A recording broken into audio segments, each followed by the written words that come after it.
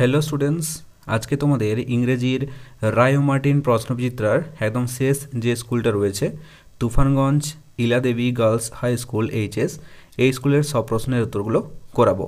So তোমরা প্রথম থেকে শেষ পর্যন্ত ক্লাসটি দেখতে থাকো।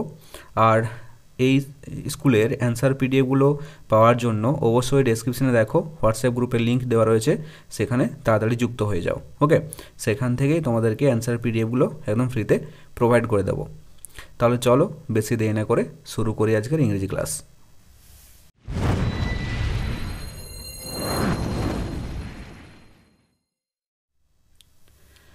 দেখো প্রথমে তোমাদের সিনে কি বলেছে, read the following passage carefully and answer the questions given below. অনুচ্ছেদটি ভালো করে পড়ো এবং নিচে দেওয়া প্রশ্নগুলির উত্তর করো। On the cover of the book was a picture of Rakesh Sharma. বইয়ের প্রচ্ছদে একটা রাকেশ শর্মার ছবি ছিল। The first Indian in space, তিনি ছিলেন একজন প্রথম ভারতীয় মহাকাশযাত্রী। As soon as Varun started reading the book, যত তাড়াতাড়ি সম্ভব বরুণ বইটা পড়তে শুরু করলো। He forgot all about his sadness, সে তার সকল দুঃখের কথা ভুলে গেল। Varun came to know that, Varun জানতে পারল যে Rakesh Sharma was born in 1949 in Patiala in the state of Punjab. কি জানতে পারল যে রাকেশ শর্মা জন্মগ্রহণ করেছিলেন 1949 সালে পাঞ্জাবের পাটিয়ালা নামক শহরে। He was educated at Saint George grammar School Hyderabad and Kendriya Vidyalaya তিরুমালাগিরি Hyderabad. তিনি পড়াশোনা করেছিলেন সেন্ট জর্জ গ্রামার স্কুল থেকে হায়দ্রাবাদে অ্যান্ড কেন্দ্রীয় বিদ্যালয় তিরুমালাগিরি, এটাও কোথায় অবস্থিত? হায়দ্রাবাদে। He joined the National Defence Academy as an air force cadet in July 1966। তিনি ন্যাশনাল ডিফেন্স একাডেমিতে যুক্ত হয়েছিলেন কি হিসাবে? একজন বায়ুসেনার ক্যাডেট। ক্যাডেট মানে হচ্ছে ট্রেনিং, অর্থাৎ যারা ট্রেনিং নেয়, ট্রেনি হিসাবে যুক্ত হয়েছিল 1966 সালে। On 3rd April 1984 Rakesh Sharma went on a journey to space on Soyuz T11 a space shuttle. 1984 সালে 3 এপ্রিল রাকেশ শর্মা মহাকাশযান সোয়ুজ T11 করে মহাকাশে যাত্রা শুরু করেন। He spent 7 days 21 hours and 40 minutes in space। তিনি মহাকাশে 7 days 7 দিন 21 hours অর্থাৎ 21 ঘন্টা অ্যান্ড 40 minutes এবং 40 মিনিট সময় কাটায়। ওকে, তাহলে এরপর দেখো প্রশ্নগুলো কি বলেছে। Answer the following questions each in complete sentences, নিচের প্রশ্নগুলির পূর্ণ বাক্যে উত্তর দাও। তাহলে এটা দেখো, who was the first Indian in space, প্রথম ভারতীয় মহাকাশযাত্রী কে ছিলেন? তাহলে উত্তর দেখো, Rakesh Sharma was the first Indian in space. Rakesh Sharma ছিলেন একজন প্রথম ভারতীয় মহাকাশযাত্রী। এরপর প্রশ্নটা কি বলেছে, when did Rakesh Sharma join the National Defence Academy as an air force cadet. কখন রাকেশ শর্মা ন্যাশনাল ডিফেন্স একাডেমিতে বায়ুসেনার ক্যাডেট হিসাবে যুক্ত হয়েছিলেন? তাহলে উত্তর দেখো,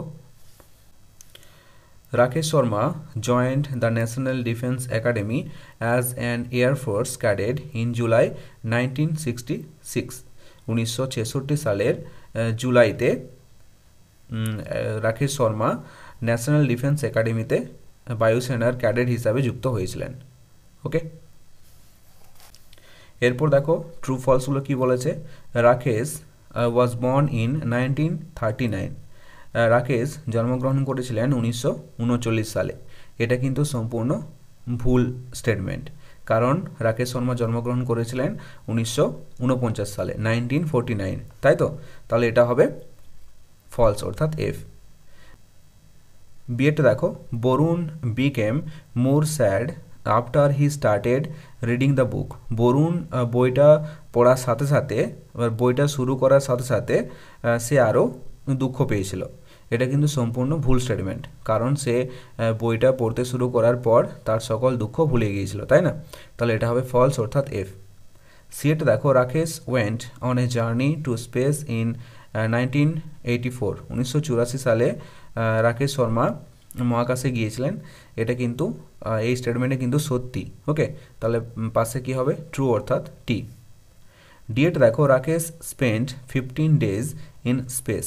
রাকেশ মহাকাশে 15 দিন কাটিয়েছিলেন। এটা কিন্তু সম্পূর্ণ ভুল তথ্য, কারণ তিনি কাটিয়েছিলেন মাত্র 7 দিন, 21 অর্থাৎ 21 ঘন্টা এবং 40 মিনিট। ওকে, তাহলে এটা হবে ফলস, অর্থাৎ F.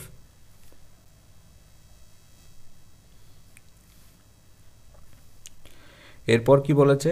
Complete the following sentences with information from the above passage. উপরের অনুচ্ছেদ থেকে তথ্য নিয়ে বাক্যগুলি পূর্ণ করো। তাহলে এটা আছে দেখো, Patiala is situated in. Patiala কোথায় অবস্থিত?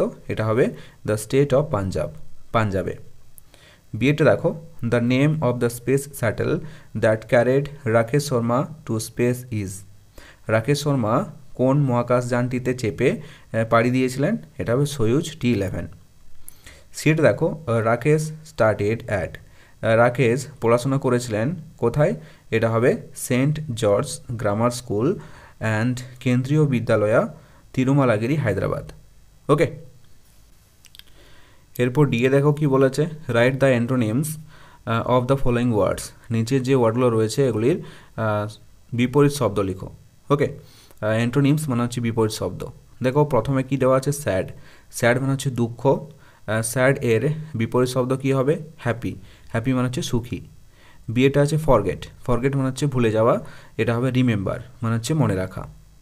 সিএটা আছে স্টার্ট। স্টার্ট মানে হচ্ছে শুরু করা। স্টার্টের অ্যান্টোনিমস অর্থাৎ বিপরীত শব্দ কি হবে? এন্ড। এন্ড মানে হচ্ছে শেষ করা।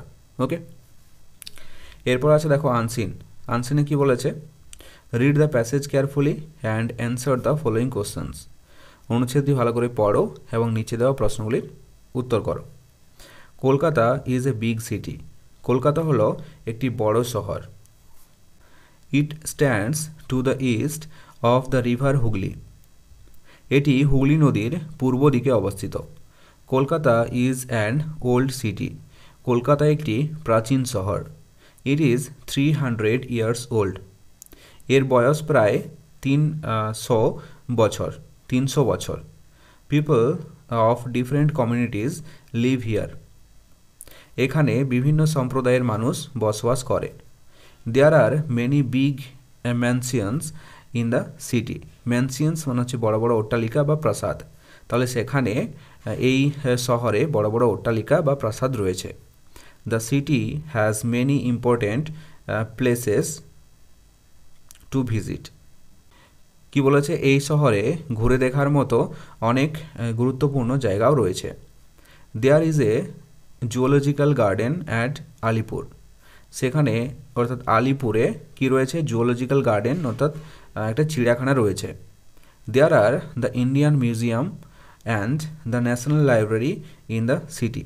এই শহরে রয়েছে ইন্ডিয়ান মিউজিয়াম অর্থাৎ ভারতীয় জাদুঘর অ্যান্ড দ্য ন্যাশনাল লাইব্রেরি, জাতীয় গ্রন্থাগার।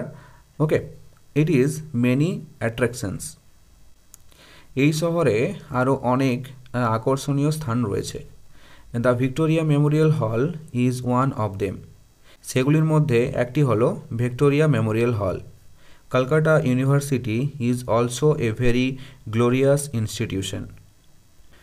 কলকাতা বিশ্ববিদ্যালয়ও একটি অত্যন্ত বিখ্যাত শিক্ষা প্রতিষ্ঠান। মোরওভার, এছাড়াও Kolkata is the first city to provide metro rail service in India. এছাড়াও কি কলকাতা হলো ভারতের প্রথম শহর যেখানে মেট্রো রেল সার্ভিস অর্থাৎ মেট্রো রেল পরিষেবা চালু হয়। ওকে, এরপর দেখো প্রশ্নগুলো কি বলেছে। প্রথমে রয়েছে true false. Kolkata is 3000 years old. Kolkata 3000 বছরের পুরনো, বা কলকাতার বয়স প্রায় 3000 বছর। এটা কিন্তু সম্পূর্ণ ভুল স্টেটমেন্ট, কারণ কলকাতা ছিল 300 years ওল্ড, 300 বছর পুরনো, তাই না? তাহলে এটা হবে ফলস, অর্থাৎ এফ। বিয়েটা দেখো, Kolkata stands to the east of river Hooghly. Kolkata Hooghly নদীর পূর্ব দিকে অবস্থিত। এই স্টেটমেন্টটা সত্যি, তাহলে পাশে কি হবে? টি। সিট দেখো, only Bengalis live in Kolkata, শুধুমাত্র বাঙালিরাই কলকাতাতে বাস করে। এটা কিন্তু সম্পূর্ণ ভুল স্টেটমেন্ট, কারণ কলকাতাতে ডিফারেন্ট কমিউনিটিজ লিভ হিয়ার, এখানে বিভিন্ন সম্প্রদায়ের মানুষ বসবাস করে, তাই না? তাহলে এটা হবে ফলস, অর্থাৎ এফ। ডিট দেখো, আদার Indian সিটিজ do not have metro rail. এর মানে কি? যে ভারতের অন্যান্য যে শহরগুলো ছিল, অন্যান্য শহরে কিন্তু রেল পরিষেবা ছিল না, মেট্রো রেল ছিল না। এটা কিন্তু সম্পূর্ণ সঠিক স্টেটমেন্ট, তাহলে পাশে কী হবে? টি, কারণ শুধুমাত্র তখন কলকাতাতেই মেট্রো রেল সার্ভিস চালু হয়। ওকে, বোঝা গেল? এরপর দেখো, অ্যান্সার দ্য ফলোয়িং কোশ্চেন্স, নিচের প্রশ্নগুলির উত্তর দাও। How old is Kolkata?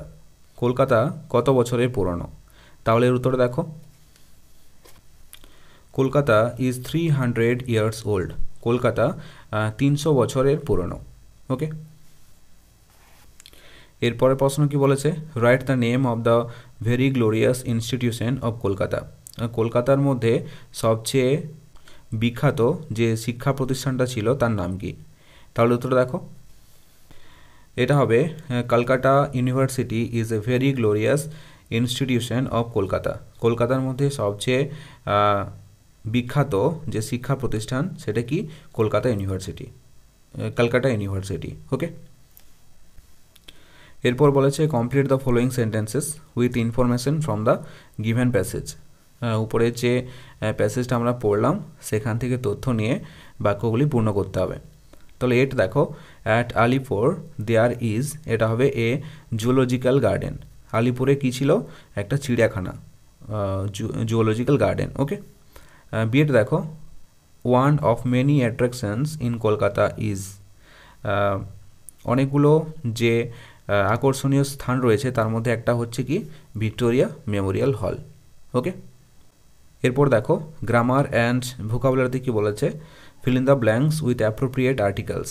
নিচের যে শূন্যস্থানগুলি রয়েছে শূন্যস্থানগুলিতে অ্যাপ্রোপ্রিয়েট আর্টিকেলস বসাতে হবে।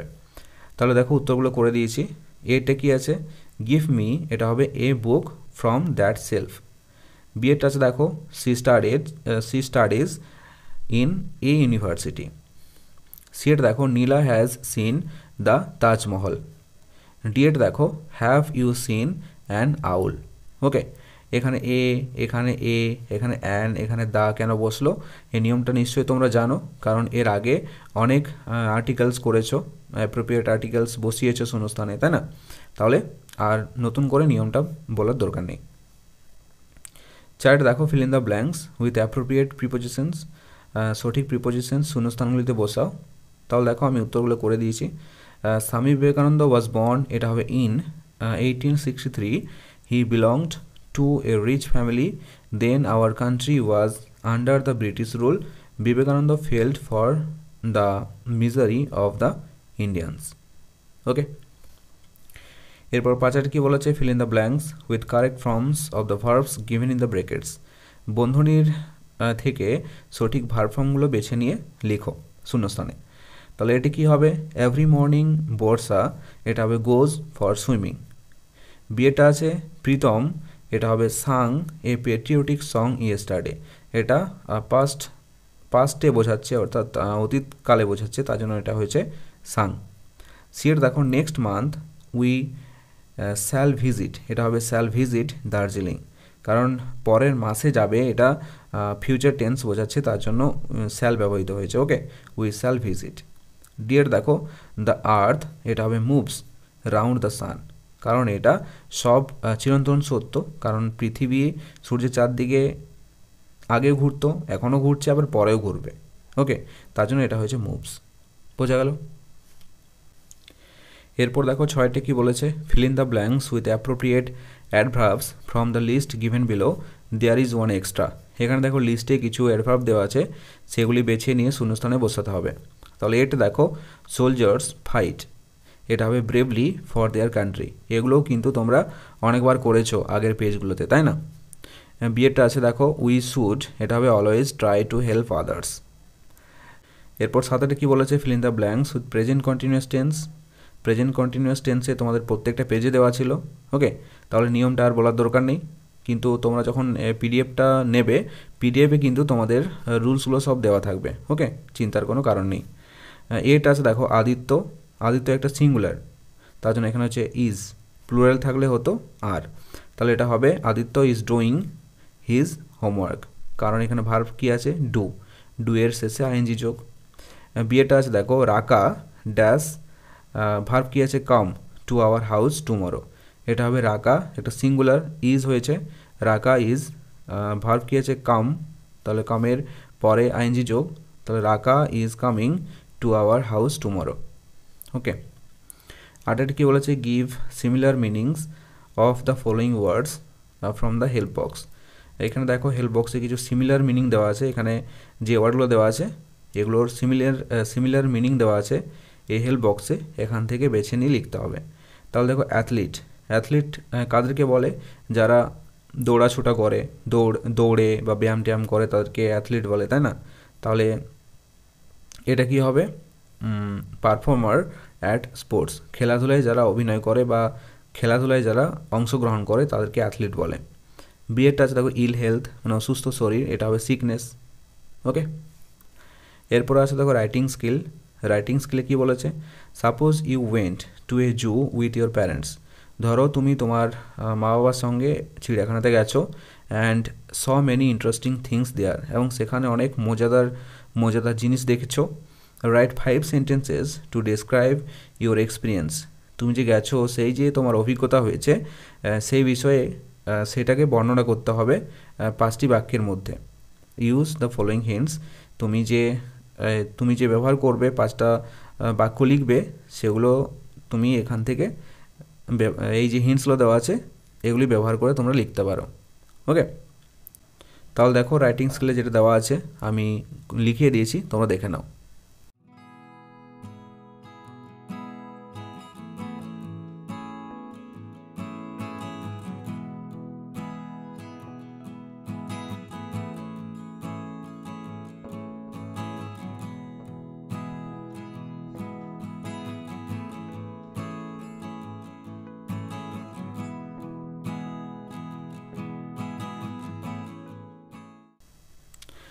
সো এই ছিল আজকের ক্লাসটি কেমন লাগলো অবশ্যই কমেন্ট করে জানাও, আর যদি ভালো লেগে থাকে তাহলে অবশ্যই একটি লাইক করে দিও।